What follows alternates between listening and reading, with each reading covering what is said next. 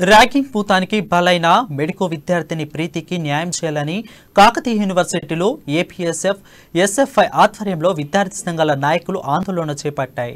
వెంటనే నిందితులు సైఫ్పై కఠిన చర్యలు తీసుకోవాలని డిమాండ్ చేశారు. ప్రీతి కుటుంబ సభ్యులకు న్యాయం చేయాలని, లేకుంటే మంత్రులు ఎమ్మెల్యేల ఇంటి ముట్టడిస్తామని విద్యార్థి సంఘాల నాయకులు హెచ్చరించారు.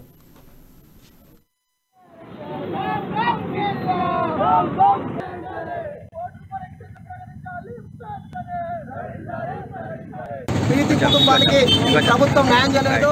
అదేవిధంగా ప్రీతి ప్రభుత్వం అనే ప్రీతి నాయక్ అనే వ్యక్తి చనిపోవడం జరిగింది.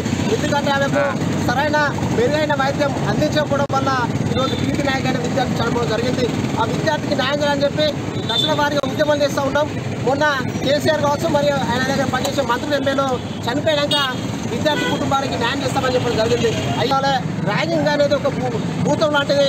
దాన్ని తరిమి కొట్టే విధంగా ప్రభుత్వం ఒక చర్యలు తీసుకునే విధంగా ముందు రావాల్సిన అవసరం కేసీఆర్ ప్రభుత్వం పైన ఉందని చెప్పుకునే సందర్భంగా చేస్తున్నాం. తప్పకుండా రాబోయే రోజుల్లో విద్యార్థుల పక్షాన మాత్రం కేసీఆర్ గారితో ఉండకుంటే, అదేవిధంగా ఇప్పుడు చనిపోయిన ప్రీతి నాయక్ కుటుంబానికి ₹1 కోటి ఎక్స్గ్రేషన్